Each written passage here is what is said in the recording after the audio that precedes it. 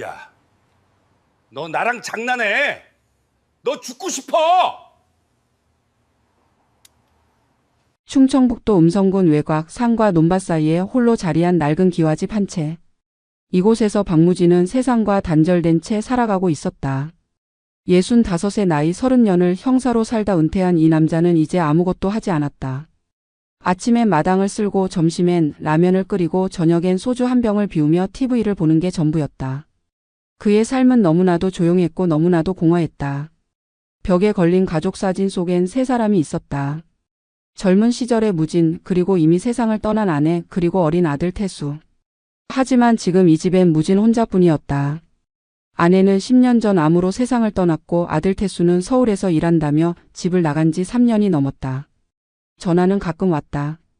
명절 때, 생일 때, 그리고 돈이 필요할 때. 무진은 그 전화들이 반갑기도 했지만 동시에 쓸쓸했다. 아들의 목소리엔 아버지를 향한 애정보다는 의무감이 더 많이 묻어났기 때문이다. 그러던 어느 날 저녁 태수에게서 전화가 왔다. 평소와는 다르게 흥분된 목소리였다. 태수는 자신이 캄보디아의 한 IT 스타트업에 취직했다고 말했다. 연봉은 6천만 원, 숙식 제공, 해외 경험까지 쌓을 수 있는 최고의 기회라고 했다. 무진은 의아했다. 아들은 컴퓨터를 잘 다루긴 했지만 그렇다고 해외 기업에 스카우트 될 정도의 실력자는 아니었다. 하지만 아들의 목소리엔 확신이 가득했고 무진은 더 이상 캐묻지 않았다. 아들이 행복하다면 그것으로 충분했다. 태수는 전화를 끊기 전 이번에 돈 많이 벌어서 효도하겠다고 말했다. 그 말이 마지막이었다.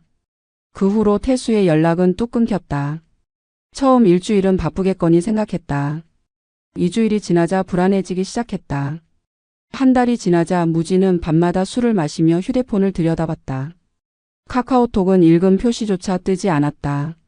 전화는 꺼져 있거나 받지 않았다.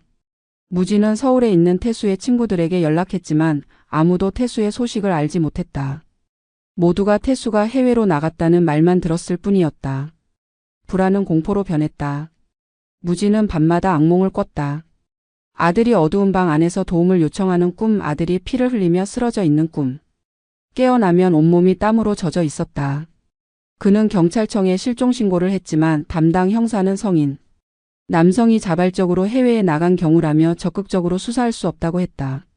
무진은 분노했지만 법의 한계를 너무나 잘 알고 있었다. 자신도 그렇게 일했으니까. 그렇게 2달이 흘렀다. 무진은 하루하루를 술과 불안 속에서 보냈다. 그리고 어느 날 저녁 TV에서 흐르는 뉴스가 그의 인생을 완전히 뒤집어 놓았다. 화면 속엔 캄보디아 프놈펜의 한 건물이 비춰지고 있었다. 경찰들이 건물을 포위하고 수십 명의 젊은이들이 수갑을 찬 채 끌려 나오고 있었다. 앵커는 이곳이 한국인을 대상으로 한 보이스피싱 조직의 본거지였다고 설명했다. 무진은 숨이 멎었다. 화면 속 흐릿하게 비치는 한 청년의 얼굴. 고개를 숙이고 눈물을 흘리며 철창 안에 갇혀 있는 그 청년. 박태수였다. 무진의 아들이었다. 무진은 TV 앞에서 무너졌다. 손이 떨렸고 입술이 바들바들 떨렸다. 아들이 범죄자가 되어 있었다. 아니, 범죄의 희생자가 되어 있었다. 무진은 즉시 외교부에 전화를 걸었고 경찰청에 전화를 걸었고 국회의원실에 전화를 걸었다. 하지만 돌아오는 대답은 모두 같았다. 현재 캄보디아 정부와 협의 중이며 시간이 걸릴 것이라는 답변뿐이었다. 무진은 미쳐버릴 것 같았다. 자신의 아들이 지금 이 순간에도 감옥에 갇혀 있는데 아무도 도와주지 않았다. 그날 밤 무진은 잠을 이루지 못했다. 그는 창문 밖을 바라보며 결심했다. 아무도 아들을 구해주지 않는다면 자신이 직접 가겠다고. 설령 그곳이 지옥이라 할지라도. 다음 날 아침 무진은 은행에서 1,000만 원을 인출했다. 집 금고에 숨겨둔 현금 500만 원을 더했다. 그리고 서랍 깊숙이 숨겨둔 권총 한 자루를 꺼냈다. 은퇴할 때 반납하지 않은 채 몰래 가져온 물건이었다. 총알은 6발. 무진은 총을 허리춤에 숨기고 여권을 챙기고 아들의 사진을 주머니에 넣었다. 그리고 공항으로 향했다. 인천공항에서 프놈펜까지는 5시간 반. 무진은 비행기 안에서 단 한 번도 눈을 감지 못했다. 창밖으로 펼쳐진 구름 위의 풍경은 아름다웠지만 그의 머릿속엔 오직 아들의 얼굴만 가득했다. 철창 안에 갇힌 아들, 눈물 흘리는 아들, 고문당하고 있을지도 모를 아들. 무진의 손은 계속 떨렸고 가슴은 짓눌리는 듯 아팠다. 비행기가 푸놈펜 국제공항에 착륙했을 때 밖의 공기는 무덥고 습했다. 4월에 캄보디아는 건기가 끝나가는 시기였고 거리엔 먼지와 열기가 가득했다. 무지는 입국 심사를 통과하고 택시를 잡았다. 기사에게 푸놈펜 중심가로 가달라고 말했고 차는 빠르게 도심으로 향했다. 차창 밖으로 보이는 풍경은 혼돈 그 자체였다. 오토바이들이 신호를 무시하며 질주했고 길거리엔 노숙자들과 구걸하는 아이들이 즐비했다. 화려한 호텔과 카지노 건물 옆엔 판잣집이 붙어 있었고 고급 승용차와 낡은 인력거가 같은 도로를 달렸다. 이곳은 부와 빈곤이 극단적으로 공존하는 도시였다. 무지는 한국인이 많이 머문다는 한 게스트하우스에 짐을 풀었다. 방은 좁고 낡았지만 가격은 저렴했다.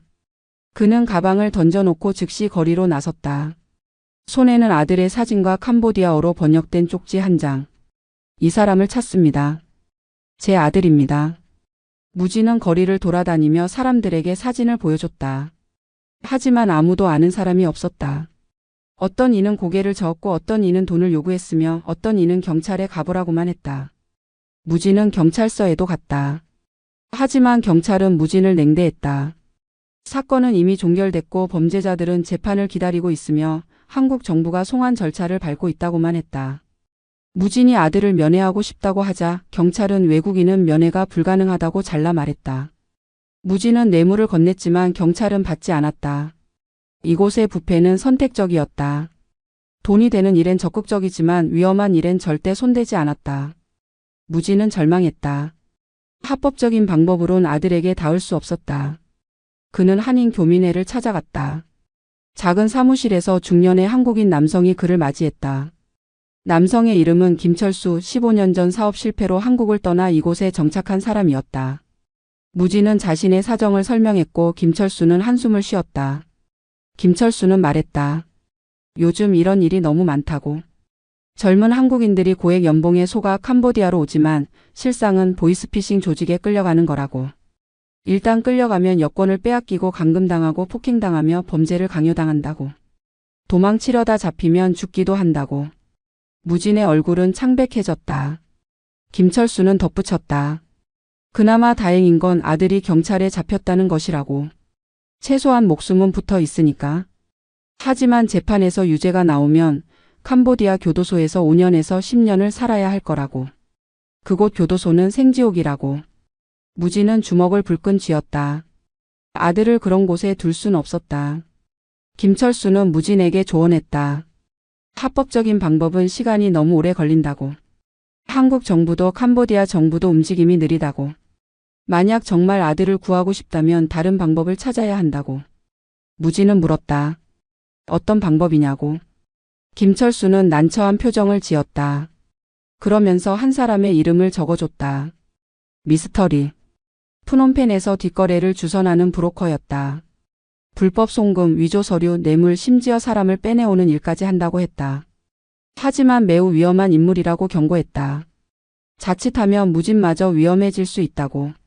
무진은 주저하지 않았다. 그는 김철수에게 연락처를 물었고 김철수는 한숨을 쉬며 전화번호를 적어줬다. 그날 밤 무진은 미스터 리에게 전화를 걸었다. 목소리는 낮고 차가웠다. 미스터 리는 간단하게 물었다. 뭘 원하느냐고. 무진은 대답했다. 아들을 빼내고 싶다고. 미스터 리는 웃었다. 가능하다고. 하지만 돈이 필요하다고. 5만 달러. 하나로 6천만 원 정도. 무진은 숨이 막혔다. 하지만 거절할 수 없었다. 미스터 리는 내일 만나자고 했다. 장소는 푸놈펜 외곽의 한 카페. 무진은 전화를 끊고 천장을 바라봤다. 이제 돌아갈 수 없는 길로 들어서고 있었다. 다음 날 오후 무진은 약속 장소로 향했다. 카페는 외곽의 한적한 곳에 있었고 손님은 거의 없었다. 구석 자리에 한 남자가 앉아 있었다. 40대 초반으로 보이는 동양인 남성, 검은 선글라스를 끼고 있었다. 미스터 리였다. 무진은 그 앞에 앉았고 미스터 리는 담배를 피우며 무진을 흘러봤다. 그리고 물었다. 돈은 준비했느냐고. 무진은 고개를 끄덕였다. 하지만 아들을 먼저 보고 싶다고 말했다. 미스터 리는 비웃었다. 그런 거래는 없다고. 먼저 돈을 주면 일주일 안에 아들을 빼내주겠다고. 무진은 의심스러웠다. 하지만 다른 방법이 없었다. 그는 가방에서 봉투를 꺼냈다. 1,000만 원. 계약금이라고 말했다. 나머지는 아들을 본 후 주겠다고. 미스터 리는 잠시 생각하더니 고개를 끄덕였다. 그러면서 덧붙였다. 너무 의심하지 말라고. 자신은 프로라고. 하지만 무진의 직감은 비명을 질렀다. 뭔가 잘못됐다고. 이 남자는 믿을 수 없다고. 무진이 일어서려는 순간 뒤에서 무언가가 그의 목을 휘감았다. 마취 젤을 적신 천이었다. 무진은 저항했지만 약은 빠르게 퍼졌다. 시야가 흐려지고 다리에 힘이 풀렸다. 쓰러지기 직전 미스터 리의 웃음소리가 들렸다. 그리고 눈을 떴을 때 무진은 낯선 곳에 있었다. 차가운 콘크리트 바닥, 녹슨 철문, 그리고 코를 찌르는 악취. 손과 발엔 밧줄이 묶여 있었고 입엔 재갈이 물려 있었다. 무진은 고개를 들어 주위를 살폈다. 좁은 방 안에 10여 명의 사람들이 있었다. 모두 젊은 한국인 남녀들이었다. 그들의 얼굴엔 공포와 절망이 가득했다. 어떤 이는 벽에 기대 멍하니 앞을 바라보고 있었고 어떤 이는 조용히 흐느끼고 있었다. 무진은 자신이 어디에 있는지 깨달았다. 보이스피싱 조직의 수용소. 김철수가 경고했던 바로 그곳. 미스터 리는 무진을 구출 브로커가 아니라 조직의 인신매매범이었다. 무진은 분노로 이를 갈았지만 지금은 움직일 수조차 없었다. 잠시 후 철문이 열렸다. 한 남자가 들어왔다. 건장한 체구의 문신으로 뒤덮인 캄보디아인이었다. 그는 무진을 내려다보며 낮게 웃었다. 그리고 무진의 재갈을 풀어줬다. 무진이 소리치려는 순간 남자의 주먹이 무진의 배를 강타했다. 무진은 신음하며 바닥에 쓰러졌다. 남자는 크메르어로 뭔가를 말했고 옆에 있던 한국인 청년이 통역했다. 여기선 규칙을 따라야 한다고. 하루 14시간 전화를 걸어야 하고 할당량을 채우지 못하면 매를 맞는다고.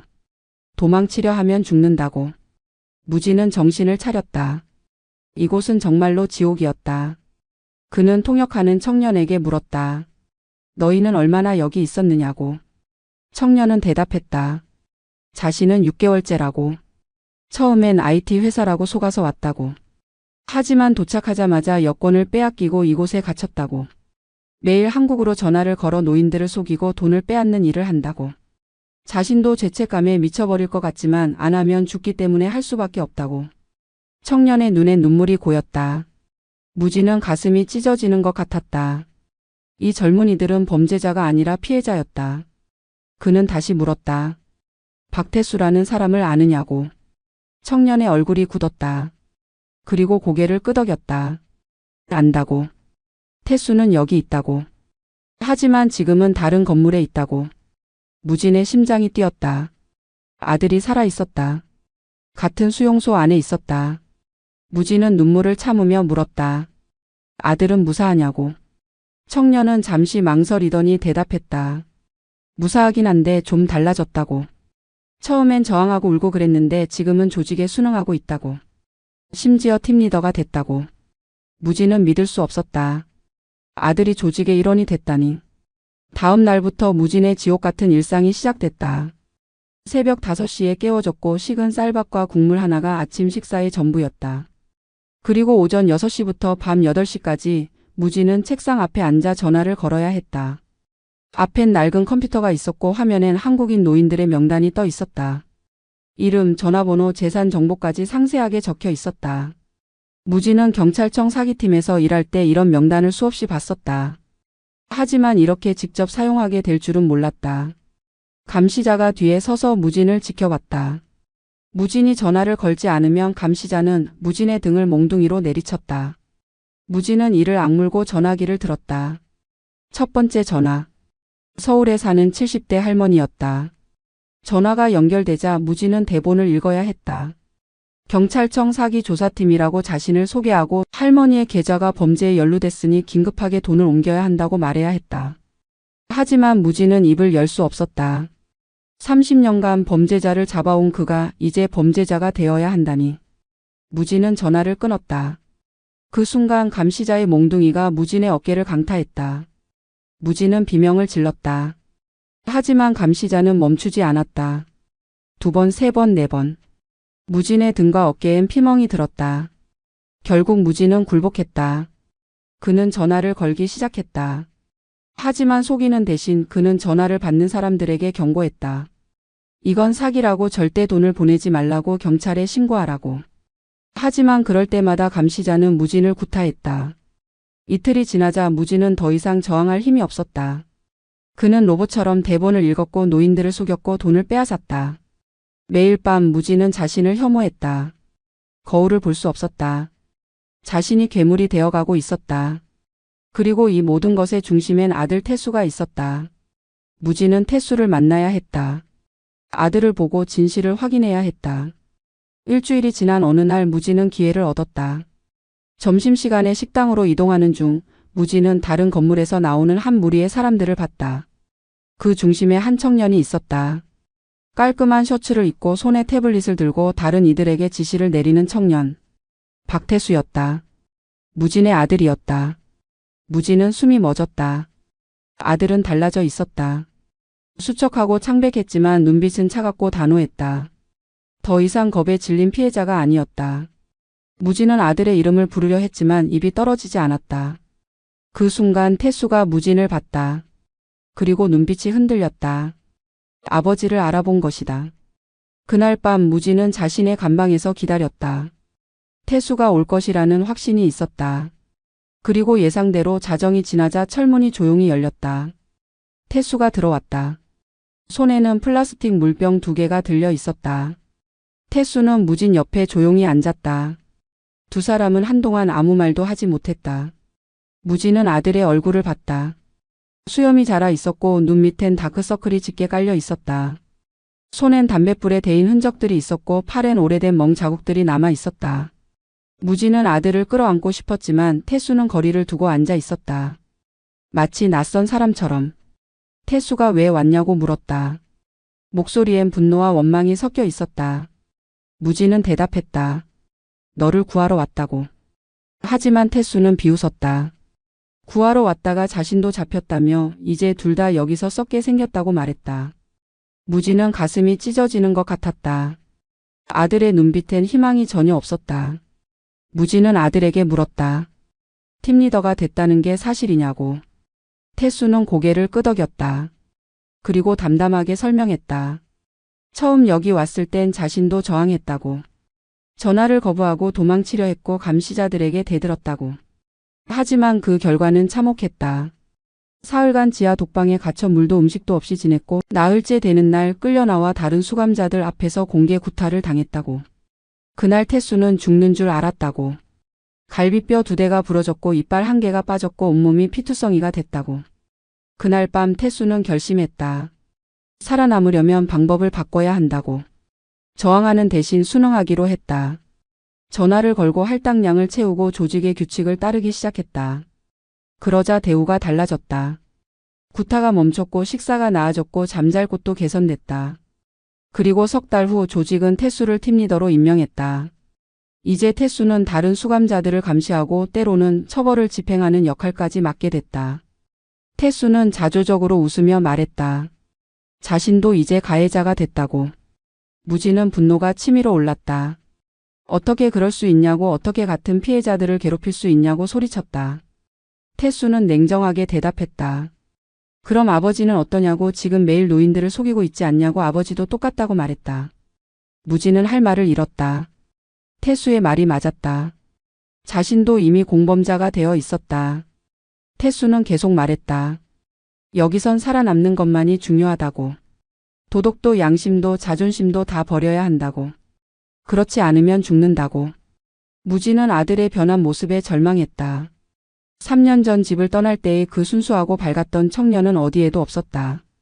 지금 눈앞에 있는 건 냉혹하게 변해버린 생존자였다. 무진은 물었다. 그럼 너는 이대로 평생 여기 있을 거냐고.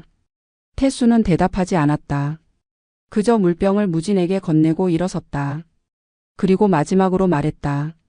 아버지, 저를 구하려 하지 마세요. 이미 늦었어요. 그리고 철문이 닫혔다. 다음 날부터 무진은 변했다. 더 이상 수동적으로 당하지 않기로 했다. 그는 주변을 관찰하기 시작했다. 감시자들의 교대 시간, 건물의 구조, 출입문의 위치, CCTV의 사각지대. 무지는 형사로 일하며 익힌 관찰력을 총동원했다. 그리고 다른 수감자들과도 조금씩 대화를 나누기 시작했다. 그들 중 일부는 탈출을 꿈꾸고 있었다. 특히 강민호라는 20대 청년은 무진에게 다가왔다. 민호는 여기 온 지 8개월째였고 2번 탈출을 시도했다가 실패한 경험이 있었다. 민호는 무진에게 말했다. 탈출은 가능하다고. 하지만 혼자선 절대 안 된다고. 최소 10명 이상이 동시에 움직여야 한다고. 무진은 민호의 말에 귀를 기울였다. 그리고 계획을 세우기 시작했다. 무진은 신중하게 동료들을 모았다. 탈출 의지가 확실한 사람들만 골랐다. 총 12명. 그들은 매일 밤 은밀하게 만나 계획을 논의했다. 하지만 문제가 있었다. 태수였다. 태수는 팀리더로서 수감자들의 동태를 감시하는 역할이었다. 만약 태수가 탈출 계획을 알아차리면 조직에 보고할 가능성이 높았다. 민호는 무진에게 제안했다. 태수를 제거하자고. 탈출 당일 밤 태수를 기절시키거나 필요하다면 죽여야 한다고. 무진은 경악했다. 절대 안 된다고. 태수는 자신의 아들이라고 소리쳤다. 민호는 냉정하게 말했다. 그럼 우리 모두 죽는다고. 태수는 이미 조직의 사람이라고. 더 이상 우리 편이 아니라고. 무진은 고민에 빠졌다. 아들을 희생시켜야 다른 이들을 구할 수 있다는 현실 앞에서 무진은 미쳐버릴 것 같았다. 그날 밤 무진은 태수를 찾아갔다. 태수는 자신의 방에서 서류를 정리하고 있었다. 무진은 태수에게 마지막으로 물었다. 정말 여기서 나갈 생각이 없냐고. 태수는 서류에서 눈을 떼지 않은 채 대답했다. 나가봤자 갈 곳이 없다고. 한국으로 돌아가면 범죄자로 재판받을 거고 여기 남으면 조직의 일원으로 살 수 있다고. 차라리 여기가 낫다고. 무진은 눈물을 흘렸다. 아들은 이미 구원받을 수 없을 정도로 망가져 있었다. 무진은 마지막으로 말했다. 그래도 넌 내 아들이라고. 그리고 방을 나왔다. 탈출 계획은 이틀 후로 정해졌다. 그날은 캄보디아의 전통 명절이라 감시가 느슨해질 거라는 민호의 정보였다. 12명은 각자 역할을 분담했다. 무진은 전기를 차단하는 역할을, 민호는 문을 여는 역할을, 다른 이들은 감시자들을 제압하는 역할을 맡았다. 그리고 결정적인 순간 무진은 허리춤에 숨겨둔 권총을 꺼낼 예정이었다. 조직에 잡힐 때 빼앗기지 않도록 감방 화장실 천장에 숨겨둔 그 권총. 총알은 6발. 신중하게 써야 했다. 전날 밤 무진은 다시 한번 태수를 만났다. 마지막 기회를 주고 싶었다. 무진은 태수에게 말했다. 내일 밤 탈출한다고. 너도 함께 가자고. 하지만 태수는 고개를 저었다. 그리고 무진에게 경고했다. 탈출은 불가능하다고. 잡히면 죽는다고. 포기하라고. 무진은 물었다. 그럼 넌 우리를 막을 거냐고. 태수는 대답하지 않았다. 그 침묵이 대답이었다. 무진은 알았다. 내일 밤 자신과 아들은 적으로 마주하게 될 것이라는 걸. 무진은 방을 나서며 마지막으로 아들의 얼굴을 돌아봤다. 태수는 여전히 서류를 보고 있었다. 하지만 그의 손은 미세하게 떨리고 있었다. 탈출 당일 시간은 느리게 흘러갔다. 무진과 11명의 동료들은 평소처럼 전화를 걸고 식사를 하고 일과를 보냈다. 하지만 모두의 마음은 긴장으로 가득했다. 단 한 명이라도 실수하면 계획이 발각될 수 있었다. 오후 6시 저녁 식사 시간. 식당엔 60여 명의 수감자들과 15명의 감시자들이 있었다. 무진은 조용히 식사를 하며 주위를 살폈다. 민호는 테이블 끝에 앉아 있었고 다른 동료들도 각자 정해진 위치에 있었다. 그리고 저 멀리 감시자들 옆에 태수가 서 있었다. 태수는 무표정한 얼굴로 수감자들을 바라보고 있었다. 무진과 태수의 눈이 마주쳤다. 잠시간의 침묵. 그리고 태수는 시선을 돌렸다. 무진은 가슴이 무너지는 것 같았다. 아들은 정말로 자신을 버린 것이었다. 밤 10시. 소등 시간이 지나고 건물은 어둠에 잠겼다. 하지만 무진과 동료들은 잠들지 않았다. 자정을 기다렸다. 자정이 되자 민호가 신호를 보냈다. 무진은 감방 화장실로 들어가 천장에 숨겨둔 권총을 꺼냈다.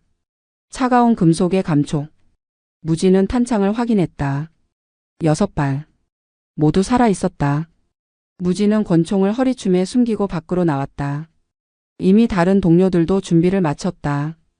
그들은 철문 앞에 모였다. 민호가 숟가락으로 만든 즉석 도구로 자물쇠를 따기 시작했다. 10분 후 철문이 열렸다. 12명은 조용히 복도로 나왔다. 복도는 어두웠고 CCTV에 빨간 불만이 깜빡이고 있었다. 무진은 앞장서서 전기실로 향했다. 전기실 문은 잠겨 있었지만 무진은 형사 시절 배운 기술로 문을 열었다. 그리고 메인 스위치를 내렸다. 순간 건물 전체가 암흑에 빠졌다. CCTV도 조명도 모든 전기가 차단됐다. 비상 발전기가 작동하기까지는 30초의 시간이 있었다. 그 30초가 생명줄이었다. 어둠 속에서 비명이 터져 나왔다. 동료들이 감시자들을 습격한 것이었다. 무진도 복도로 뛰쳐나갔다. 손전등을 든 감시자 한 명이 무진을 향해 달려왔다. 무진은 망설이지 않고 권총을 꺼내 겨냥했다. 방아쇠를 당겼다. 총성. 감시자는 다리에 총을 맞고 쓰러졌다. 무진은 그를 넘어 계단을 향해 달렸다. 출구는 1층에 있었다. 하지만 계단 입구에 다른 감시자 2명이 나타났다. 그들은 총을 들고 있었다. 무진은 벽 뒤로 몸을 숨겼다. 총알들이 벽을 관통했다.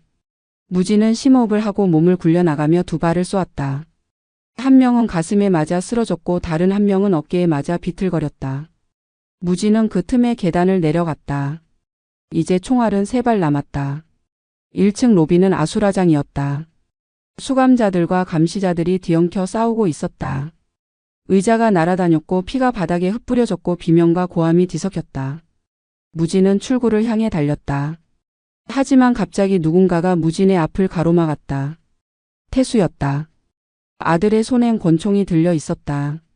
무진은 멈춰섰다. 부자는 서로를 마주봤다. 태수의 손은 떨리고 있었다. 총구는 무진을 향하고 있었지만 태수는 방아쇠를 당기지 못했다. 무진도 총을 들었지만 아들을 향해 겨누지 못했다. 시간이 멈춘 듯 했다. 무진이 입을 열었다. 아들아 비켜라. 하지만 태수는 고개를 저었다. 그리고 떨리는 목소리로 말했다. 아버지 멈추세요. 여기서 나가도 살 수 없어요. 무진은 소리쳤다. 그래도 여기보다는 낫다고 자유롭게 죽는 게 개처럼 사는 것보다 낫다고. 태수의 눈에 눈물이 고였다. 하지만 총구는 여전히 무진을 향하고 있었다. 그 순간 뒤에서 총성이 울렸다. 태수의 몸이 앞으로 쓰러졌다. 무진은 비명을 질렀다. 태수를 쏜 건 민호였다. 민호는 차가운 표정으로 말했다. 가야 합니다. 지금 당장. 무진은 쓰러진 아들에게 달려갔다. 태수는 등에 총을 맞았고 피가 흘러나오고 있었다. 하지만 아직 숨은 붙어 있었다. 태수는 가쁜 숨을 몰아쉬며 무진을 올려다봤다. 그리고 희미하게 미소 지었다. 무진은 아들을 안아 올리려 했지만 민호가 무진의 팔을 잡아 끌었다. 놔두고 가야 한다고, 안 그러면 모두 죽는다고 소리쳤다. 무진은 절규했다. 하지만 다른 동료들이 무진을 끌고 출구로 향했다. 무진은 뒤를 돌아봤다. 태수는 바닥에 쓰러진 채 손을 뻗고 있었다. 무진은 아들의 이름을 외쳤다. 하지만 그 목소리는 총성과 비명 속에 묻혀버렸다. 출구 밖은 캄보디아의 밤이었다. 열대의 습한 공기가 폐를 채웠다. 무진과 9명의 동료들은 미친 듯이 달렸다. 뒤에서 추격하는 발소리와 총소리가 들렸다. 무진은 뒤를 돌아보지 않았다. 그저 앞만 보고 달렸다. 그들은 건물 뒤편의 강으로 향했다. 메콩강의 지류였다. 물은 검고 깊었지만 다른 선택지는 없었다. 민호가 먼저 뛰어들었고 다른 이들도 차례로 뛰어들었다. 무진은 마지막으로 뛰어들기 전 뒤를 돌아봤다. 건물에서 불길이 치솟고 있었다. 누군가가 불을 질렀다. 그리고 그 불길 속에서 사람들의 비명이 들렸다. 무진은 아들이 저 안에 있다는 걸 알았다. 하지만 돌아갈 순 없었다. 무진은 눈물을 흘리며 강물로 뛰어들었다. 차가운 물이 그를 삼켰다. 무진은 물속에서 아들의 이름을 불렀다. 하지만 그 외침은 물속에서 사라졌다. 강을 건넌 10명 중 6명만이 살아남았다. 나머지 4명은 총에 맞거나 익사하거나 추격자들에게 붙잡혔다. 무진과 5명의 동료들은 강변의 밀림 속에 숨어 밤을 보냈다.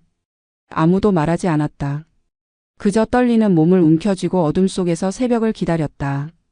무진은 정신이 나간 사람처럼 멍하니 앉아 있었다. 머릿속엔 아들의 모습만 계속 떠올랐다. 바닥에 쓰러져 피를 흘리던 아들, 손을 뻗던 아들, 그리고 불길에 휩싸인 건물. 무진은 자신이 아들을 버리고 왔다는 죄책감에 짓눌렸다. 차라리 그 자리에서 함께 죽는 게 나았을지도 몰랐다. 새벽이 밝아오자 일행은 움직이기 시작했다. 민호가 방향을 잡았다. 태국 국경까지는 약 100km. 걸어서 사흘은 걸리는 거리였다. 하지만 도로를 이용할 순 없었다. 조직이 검문소마다 사람을 풀어놨을 게 분명했다. 그들은 밀림을 따라 이동하기로 했다. 이틀간의 행군은 지옥이었다. 먹을 것도 없었고 마실 물도 부족했다. 발에 물집이 잡혔고 온몸은 모기에 물렸으며 열대 질병의 위험도 있었다. 한 명은 탈진으로 쓰러져 더 이상 움직일 수 없었다. 민호는 그를 두고 가자고 했지만 무진은 거부했다. 무진은 쓰러진 동료를 업고 걸었다. 이미 아들을 잃었다. 더 이상 누구도 버릴 수 없었다. 하지만 이틀째 밤 그 동료는 무진의 등에서 숨을 거뒀다. 말라리아였다. 무진은 동료의 시신을 밀림에 묻었다.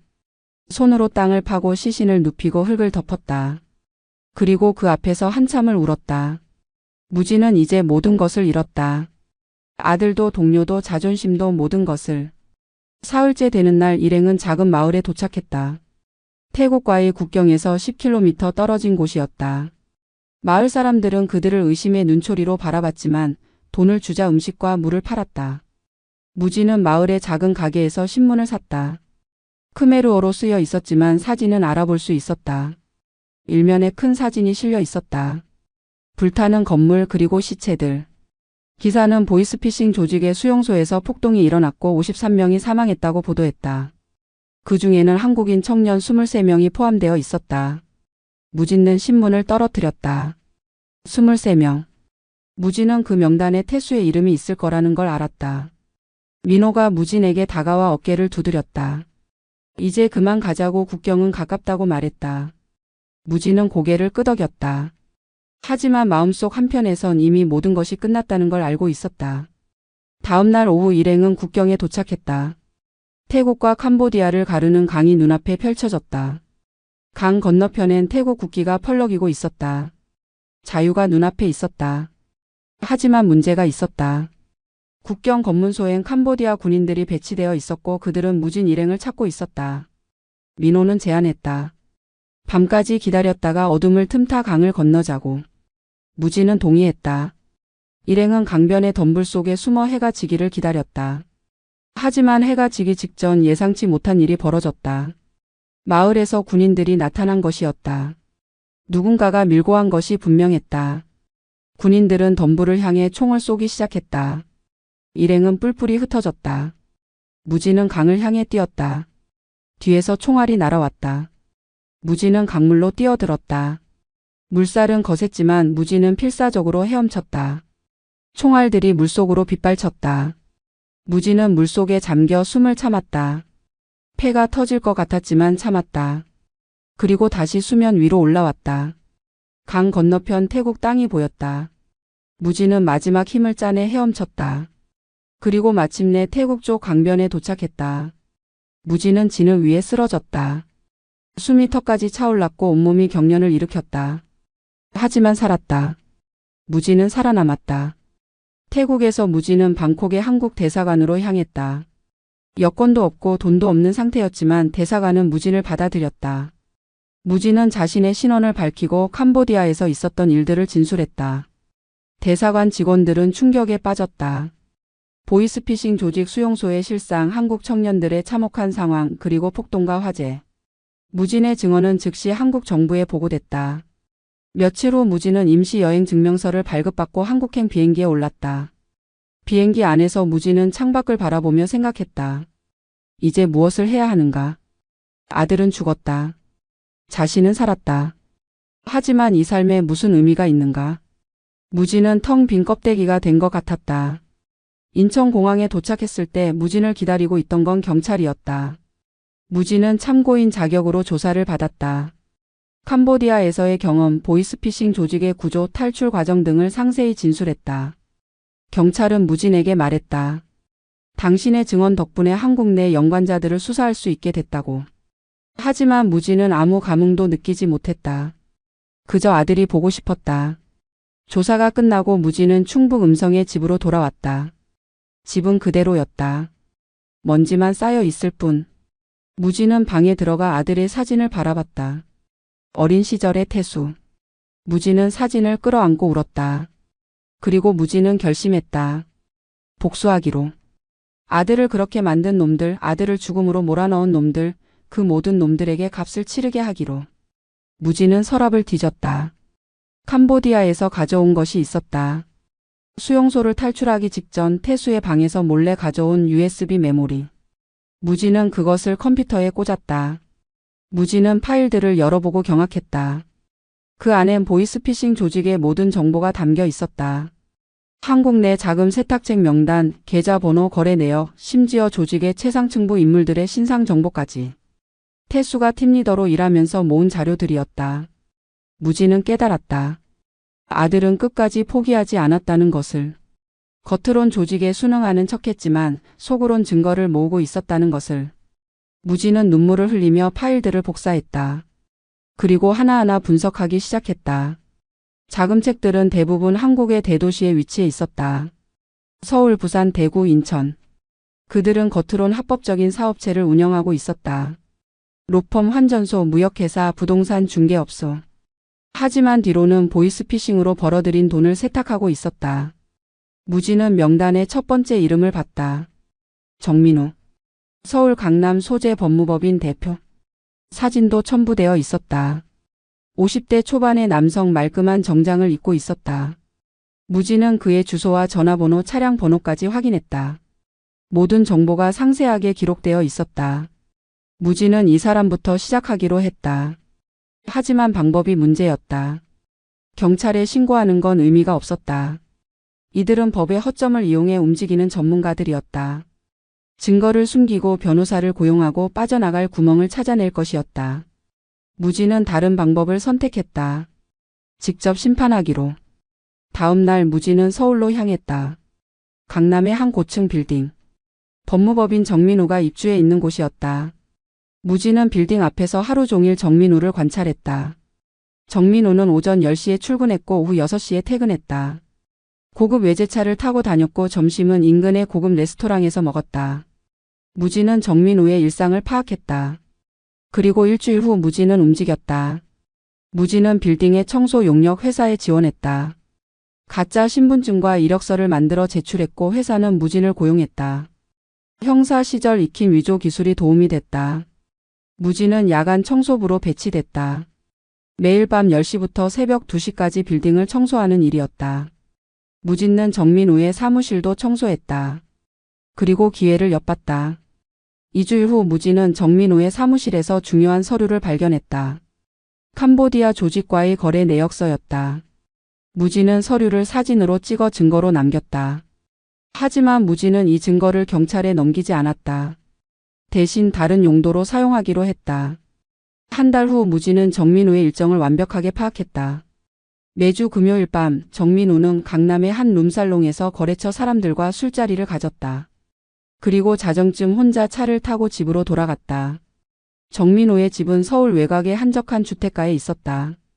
무진은 그날을 기다렸다. 금요일 밤 무진은 정민우의 집 근처에 미리 대기했다. 자정이 지나자 정민우의 차가 나타났다. 무진은 어둠 속에서 지켜봤다. 정민우가 차에서 내려 대문을 열고 들어갔다.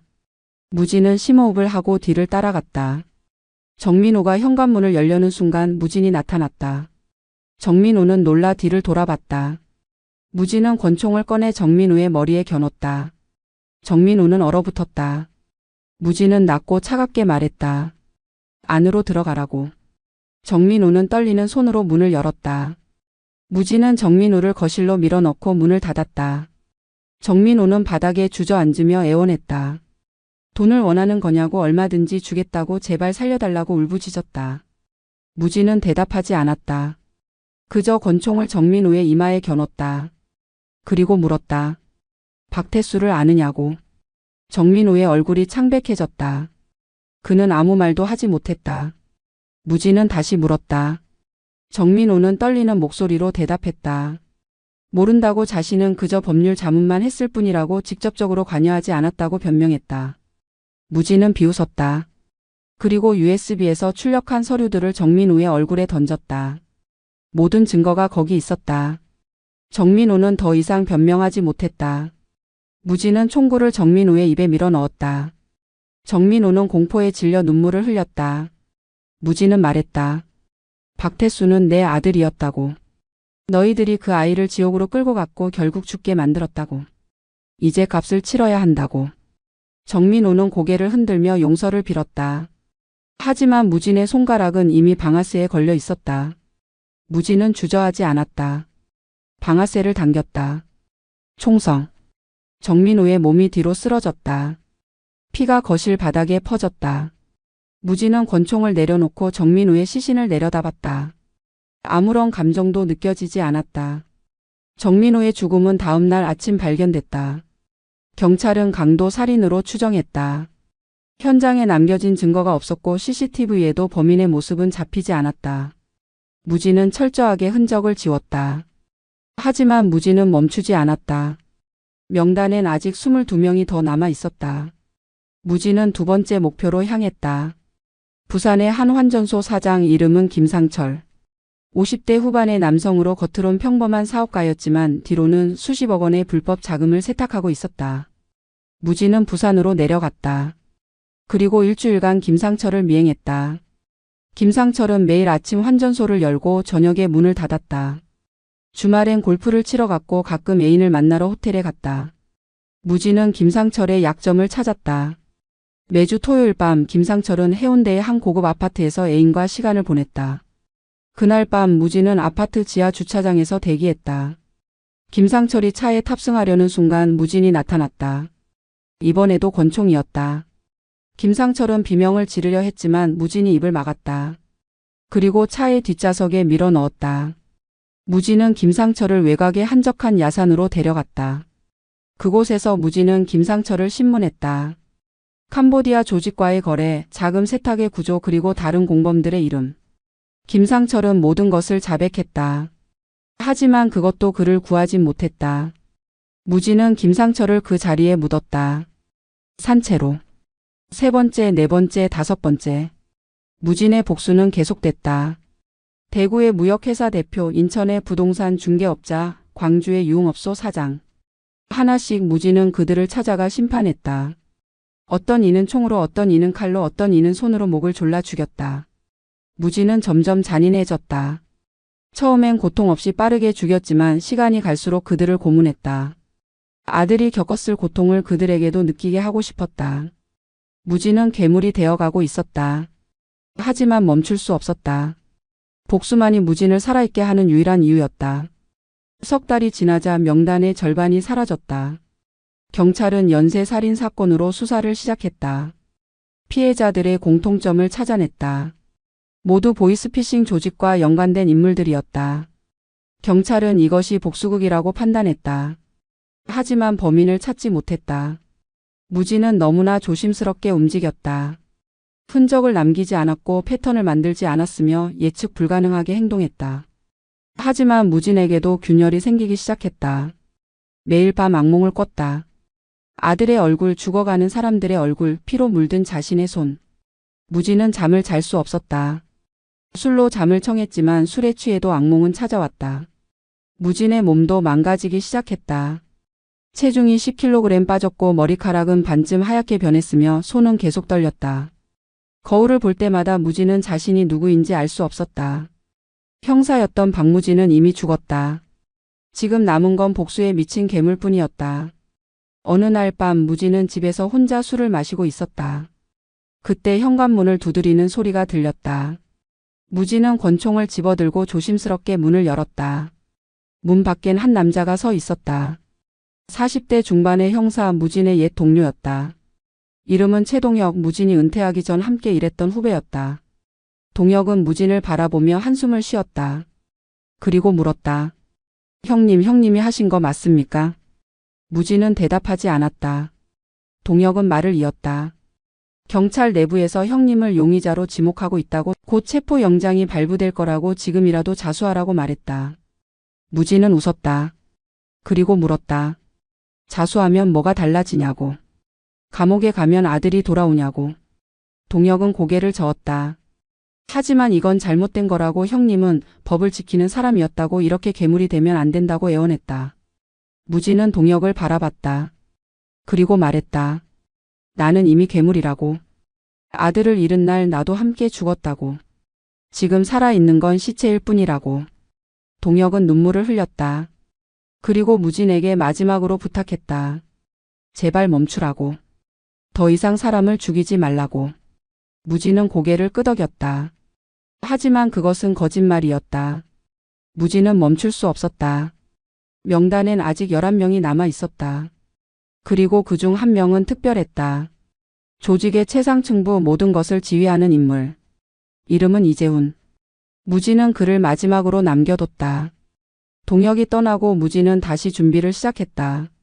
이제 시간이 얼마 남지 않았다. 경찰이 오기 전에 모든 것을 끝내야 했다. 이재훈은 달랐다. 그는 조직의 다른 말단 인물들과는 차원이 다른 존재였다. 서울 강남에 본사를 둔 대형 투자회사의 회장. 겉으로는 존경받는 기업인이었지만 뒤로는 동남아 전역의 보이스피싱 조직을 운영하는 거물이었다. 그의 회사는 합법과 불법의 경계를 교묘하게 넘나들며 수천억 원의 자금을 움직였다. 경찰도 검찰도 그를 건드리지 못했다. 그는 정치인들과 연줄이 있었고 언론을 통제했으며 법의 허점을 완벽하게 이용했다. 하지만 무진은 두려워하지 않았다. 오히려 이재훈이야말로 반드시 심판받아야 할 인물이라고 확신했다. 무진은 한 달간 이재훈을 조사했다. 그의 일정, 동선, 경호원의 수, 거주지의 보안 시스템, 모든 것을 파악했다.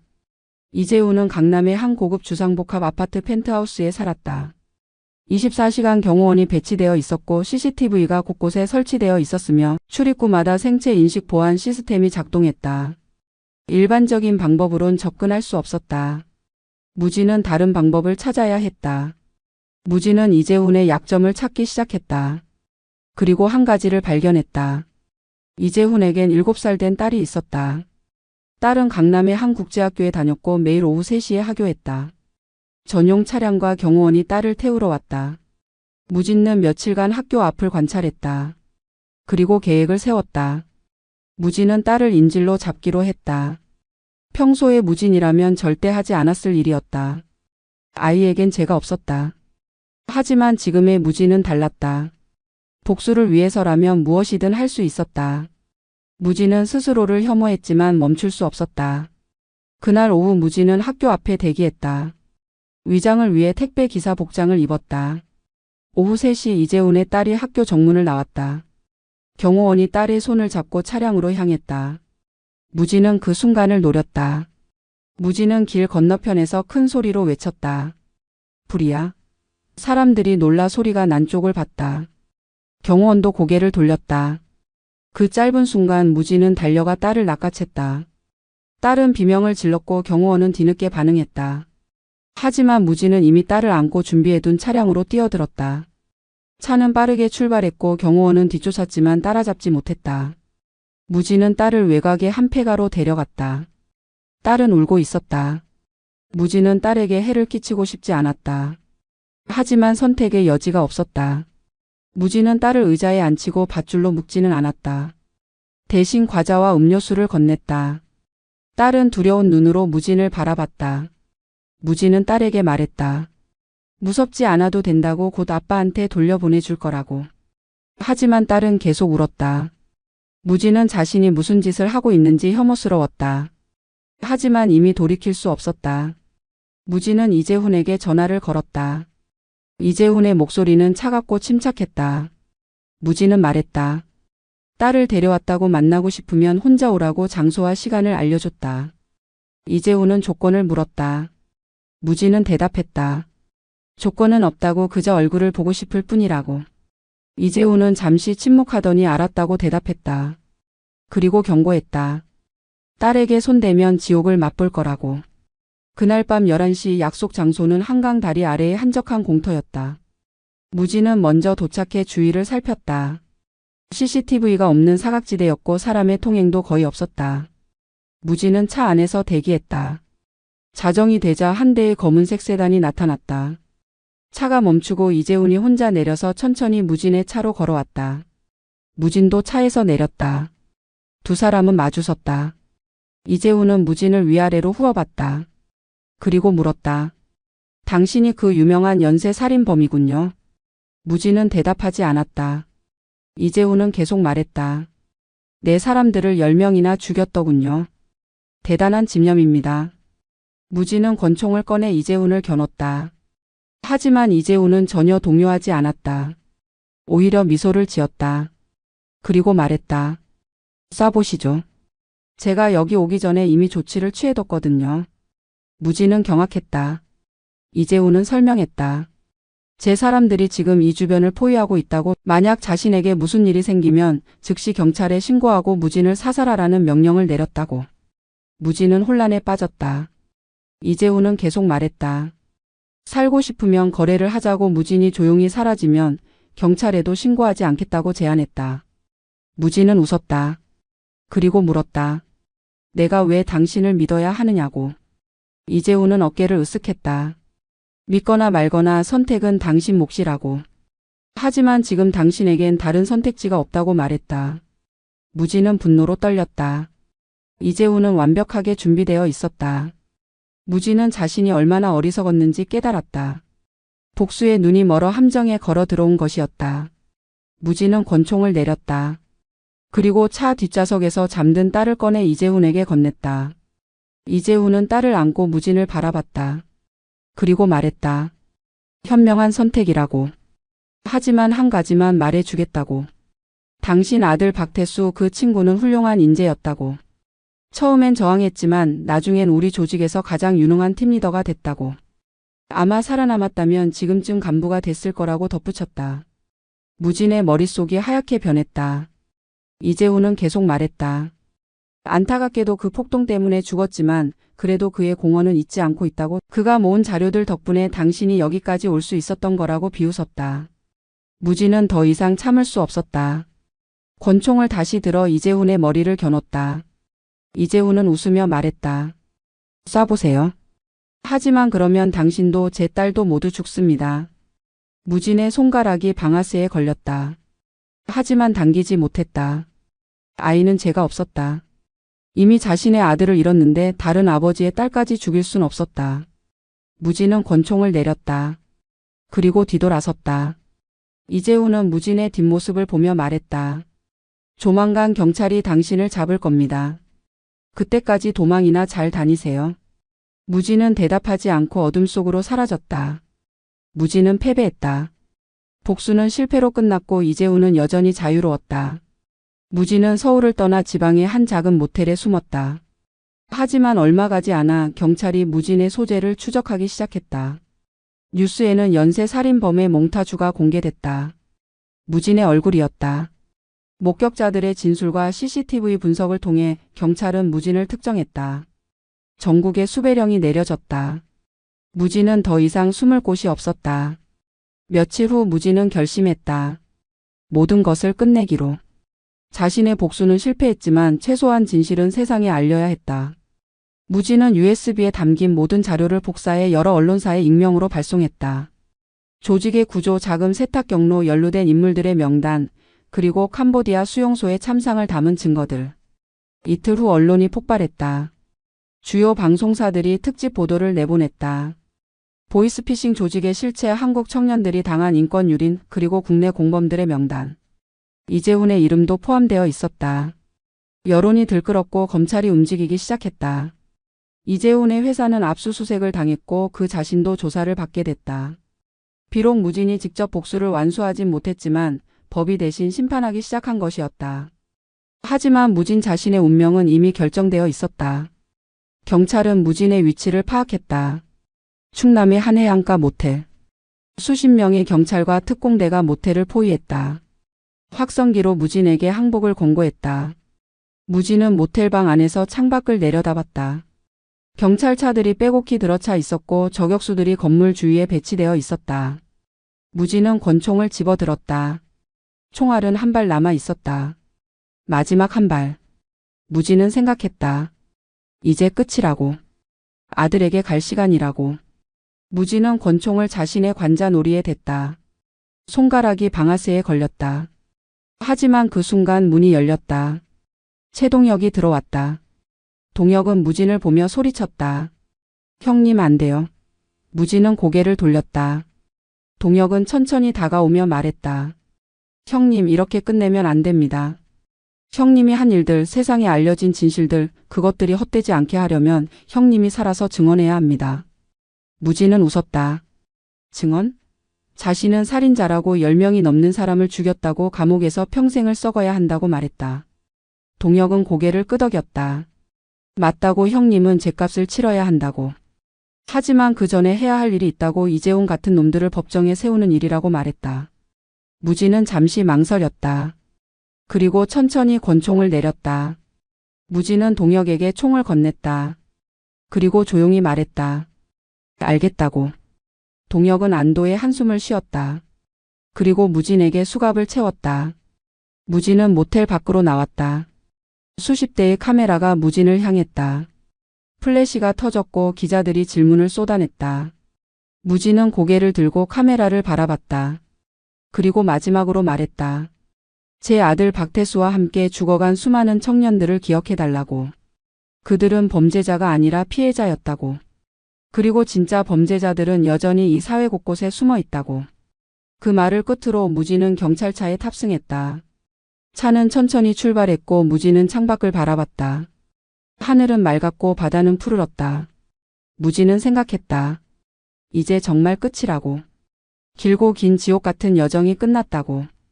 무진의 재판은 전국적인 관심을 받았다. 언론은 연일 무진의 이야기를 다뤘다. 어떤 이들은 무진을 살인마라고 비난했고 어떤 이들은 복수자라고 옹호했다. 여론은 극명하게 갈렸다. 재판장에 선 무진은 담담하게 자신의 죄를 인정했다. 11명을 살해했다고 그들 모두에게 사형을 당해 마땅하다고 말했다. 하지만 동시에 무진은 증언했다. 보이스피싱 조직의 실체, 캄보디아 수용소의 참상, 그리고 국내 공범들의 명단. 무진의 증언은 검찰의 수사에 결정적인 도움을 줬다. 이재훈을 비롯한 여러 공범들이 구속됐고 조직은 와해되기 시작했다. 하지만 그것이 무진의 죄를 덜어주진 못했다. 검사는 무진에게 사형을 구형했다. 무진은 이의를 제기하지 않았다. 오히려 받아들였다. 자신은 죽어야 마땅하다고 생각했다. 재판이 진행되는 동안 무진에게 한 통의 편지가 도착했다. 발신인은 알 수 없었다. 무진은 감방에서 편지를 열었다. 그리고 손이 떨렸다. 편지는 이렇게 시작됐다. 아버지, 저는 살아 있습니다. 무진은 숨이 멎었다. 편지를 계속 읽었다. 태수는 설명했다. 그날 밤 폭동이 일어났을 때 자신은 민호의 총에 맞았지만 급소를 비켜갔다고.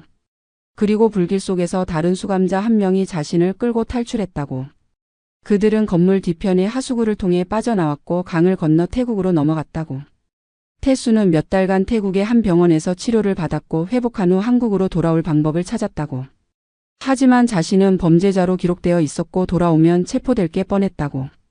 그래서 태국에 남아 몸을 숨기고 있었다고. 그러던 중 한국에서 아버지의 소식을 들었다고.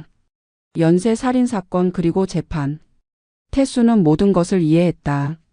아버지가 자신을 위해 복수의 길을 걸었다는 것을. 태수는 편지에 이렇게 적었다. 아버지, 제발 살아주세요. 저는 이제 괜찮습니다. 조직도 무너지고 있고 저도 새로운 삶을 시작할 수 있게 됐어요. 아버지가 목숨을 버릴 필요는 없어요. 저는 곧 한국으로 돌아갈 겁니다. 그리고 아버지를 만나러 갈게요. 기다려주세요. 무진은 편지를 읽고 또 읽었다. 눈물이 흘러내렸다. 아들이 살아있었다. 무진이 그토록 찾던 아들이 죽었다고 믿었던 아들이 살아있었다. 무진은 울었다. 기쁨과 슬픔이 뒤섞인 눈물이었다. 기쁜 건 아들이 살아있다는 것, 슬픈 건 자신이 아들을 다시 볼 수 없을지도 모른다는 것. 무진은 변호사를 불렀다. 그리고 편지를 보여주며 부탁했다. 아들을 찾아달라고, 아들이 안전하게 한국으로 돌아올 수 있게 도와달라고. 변호사는 약속했다. 최선을 다하겠다고. 며칠 후 재판에 변화가 생겼다. 무진의 변호인단이 새로운 증거를 제출한 것이었다. 무진이 죽인 11명은 모두 보이스피싱 조직의 핵심 인물들이었고 그들의 범죄로 인해 수백 명의 피해자가 발생했다는 자료였다. 또한 무진의 아들 태수가 생존해 있으며 조직의 실체를 증언할 준비가 되어 있다는 서한도 제출됐다. 재판부는 심리를 연기하고 추가 조사를 명령했다. 한 달 후 태수가 한국으로 돌아왔다. 태수는 공항에 도착하자마자 검찰에 출두했다. 그리고 모든 것을 증언했다. 캄보디아 수용소의 실상, 조직의 운영 방식, 그리고 자신이 모은 증거들. 태수의 증언은 결정적이었다. 이재훈을 비롯한 조직의 핵심 인물들이 기소됐고 재판에 넘겨졌다. 그리고 태수는 아버지를 면회했다. 부자는 유리창을 사이에 두고 마주 앉았다. 무진은 아들의 얼굴을 바라봤다. 수척하고 상처투성이었지만 살아있었다. 태수는 전화기를 들고 말했다. 아버지, 저 때문에 고생하셨죠. 무진은 고개를 저었다. 아니라고, 아버지로서 당연한 일이었다고 말했다. 태수는 눈물을 흘렸다. 그리고 말했다. 저도 아버지를 구하고 싶어요. 무진은 미소 지었다. 넌 이미 날 구했다고, 내가 살아있다는 것만으로도 충분하다고 말했다. 두 사람은 한참을 말없이 서로를 바라봤다. 그리고 면회 시간이 끝났다. 태수는 일어서며 말했다. 꼭 다시 만나요, 아버지. 무진은 고개를 끄덕였다. 그래, 꼭 다시 만나자. 무진의 최종 선고는 6개월 후에 내려졌다. 재판부는 무진에게 무기징역을 선고했다. 사형 구형보다는 감형된 형량이었다. 재판장은 선고 이유를 설명했다. 무진의 범죄는 명백하지만 그 배경에는 극단적인 피해와 복수의 동기가 있었다고. 또한 무진의 증언과 협조로 인해 더 큰 범죄 조직이 와해됐다는 점을 고려했다고. 하지만 살인은 어떤 이유로도 정당화될 수 없으므로 무진은 남은 생을 감옥에서 보내야 한다고 판결했다. 무진은 판결을 담담하게 받아들였다. 항소하지 않았다. 이것이 자신의 죗값이라고 생각했다. 한편 이재훈의 재판도 진행됐다. 검찰은 그에게 징역 25년을 구형했고 재판부는 징역 20년을 선고했다. 이재훈의 제국은 무너졌다. 그의 회사는 파산했고 재산은 몰수됐으며 그 자신은 수감됐다. 무진이 시작한 복수는 비록 폭력적인 방식이었지만 결국 법이 정의를 실현하는 계기가 됐다.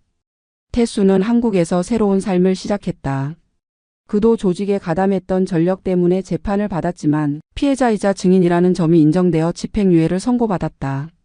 태수는 보이스피싱 피해자들을 돕는 비영리 단체에서 일하기 시작했다. 자신과 같은 피해자들이 더 이상 나오지 않도록, 그리고 이미 피해를 입은 사람들이 회복할 수 있도록 돕는 일이었다. 태수는 매달 교도소를 찾아 아버지를 면회했다. 두 사람은 유리창 너머로 대화를 나눴다. 무진은 아들의 변화를 지켜봤다. 처음엔 상처투성이었던 아들이 조금씩 회복되어 가는 모습을. 그리고 무진 자신도 변화했다. 감옥에서 무진은 책을 읽고 글을 쓰고 참회했다. 자신이 죽인 사람들에 대해 생각했다. 그들도 누군가의 아들이었고 아버지였고 남편이었다. 무진의 복수는 또 다른 복수의 씨앗을 뿌린 것일지도 몰랐다. 무진은 자신의 이야기를 글로 썼다. 제목은 지옥을 건너온 아버지. 캄보디아에서의 경험, 복수의 과정, 그리고 후회와 참회. 모든 것을 담았다. 무진은 이 글이 누군가에게 경고가 되기를 바랐다. 복수는 아무것도 해결하지 못한다고, 폭력은 또 다른 폭력을 낳을 뿐이라고. 3년이 흘렀다. 태수는 결혼했다. 자신과 같은 피해를 입었던 여성과 만나 사랑에 빠졌고 가정을 꾸렸다. 태수는 아버지에게 결혼 소식을 전했고 무진은 감옥에서 눈물을 흘렸다. 기쁨의 눈물이었다. 아들이 행복을 찾은 것이다. 1년 후 태수에게 딸이 태어났다. 태수는 딸의 이름을 희망이라고 지었다. 그리고 아버지에게 사진을 보냈다. 무진은 손자의 사진을 벽에 붙여놓고 매일 바라봤다. 작고 예쁜 아기. 새로운 생명. 무진은 생각했다. 자신의 복수가 헛되지 않았다고. 비록 방법은 잘못됐지만 결과적으로 아들을 구했고 조직을 무너뜨렸고 새로운 생명이 태어날 수 있게 했다고. 무진은 이제 평화를 찾았다. 감옥이라는 좁은 공간에서지만 마음만은 자유로웠다. 아들이 행복하다면 그것으로 충분했다. 무진이 수감된 지 5년째 되는 해 예상치 못한 소식이 전해졌다. 법무부가 특별 사면을 검토하고 있다는 것이었다. 무진의 사건은 사회적으로 큰 논란을 일으켰고 많은 사람들이 무진에게 동정적이었다. 특히 보이스피싱 피해자 가족들은 무진의 사면을 위한 탄원 운동을 벌였다. 10만 명 이상의 서명이 모였다. 법무부는 여론과 재심 청구를 검토한 끝에 무진의 형량을 감형하기로 결정했다. 무기징역에서 징역 15년으로 그리고 모범수로 복역한 점을 고려해 5년 만에 가석방을 허가했다. 무진은 믿을 수 없었다. 자신이 감옥에서 나갈 수 있다니. 교도관이 무진에게 알렸을 때 무진은 그 자리에 주저앉아 울었다. 기쁨인지 슬픔인지 알 수 없는 복잡한 감정이었다. 자신은 살인자인데 자유를 얻을 자격이 있는가? 하지만 동시에 손자를 직접 보고 싶다는 간절한 마음도 있었다. 출소 날 교도소 정문 앞에 태수가 기다리고 있었다. 그리고 태수의 옆엔 아내와 5살 된 딸 희망이가 서 있었다. 무진은 철문을 나서는 순간 멈춰섰다. 5년 만에 보는 바깥 세상.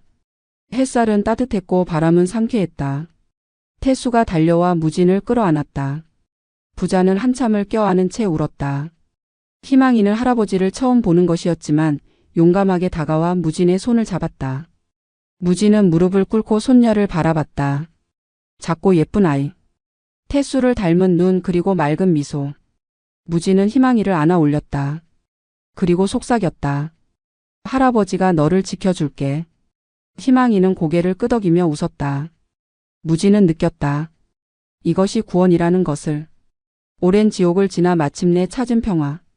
무진은 가족과 함께 차에 올랐다. 차는 충북 음성의 옛집을 향해 출발했다. 무진은 창밖을 바라보며 생각했다. 이제 정말로 모든 것이 끝났다고. 복수도 증오도 고통도. 이제 남은 건 속죄와 사랑뿐이라고. 집에 도착했을 때 집은 깨끗하게 정리되어 있었다. 태수가 미리 와서 청소를 해둔 것이었다. 무진은 집 안을 천천히 둘러봤다. 모든 것이 예전 그대로였다. 벽에 걸린 가족사진, 아내가 쓰던 찻잔, 태수가 어렸을 때 그린 그림. 무진은 아내의 사진 앞에 섰다. 그리고 말했다. 여보, 나 돌아왔소. 아들도 데려왔소. 이제 우리 함께 평화롭게 살 수 있을 것 같소. 무진의 눈에서 눈물이 흘렀다. 태수가 아버지의 어깨에 손을 얹었다. 무진은 아들을 돌아보며 미소 지었다. 그날 저녁 가족은 함께 식사를 했다. 무진이 직접 만든 된장찌개와 밥. 소박하지만 따뜻한 식탁이었다. 희망이는 할아버지 옆에 앉아 이것저것 물었다. 할아버지는 어디 갔다 왔어요? 왜 그렇게 오래 안 보였어요? 무진은 대답했다. 할아버지는 먼 곳에 일하러 갔었단다. 이제 돌아왔으니까 앞으로 매일 볼 수 있어. 희망이는 좋다며 박수를 쳤다. 무진은 아이의 순수한 모습에 마음이 따뜻해졌다. 밤이 되자 태수의 가족은 집으로 돌아갔다. 무진은 혼자 남았다. 오랜만에 맞는 혼자만의 시간. 하지만 이제 외롭지 않았다. 무진은 마당에 나가 밤하늘을 올려다봤다. 별들이 반짝이고 있었다. 무진은 생각했다. 저 별들 중 하나가 아내일까? 그리고 캄보디아에서 죽어간 청년들도 저기 있을까? 무진은 그들에게 사과했다. 미안하다고 제대로 지켜주지 못해서. 그리고 약속했다. 남은 생은 속죄하며 살겠다고. 다시는 폭력을 택하지 않겠다고. 무진은 집으로 들어가 책상에 앉았다. 그리고 펜을 들었다. 무진은 자신의 이야기를 계속 쓰기로 했다. 감옥에서 쓴 글을 완성하고 출판하기로 했다. 이 이야기가 누군가에게 교훈이 되기를 바라며.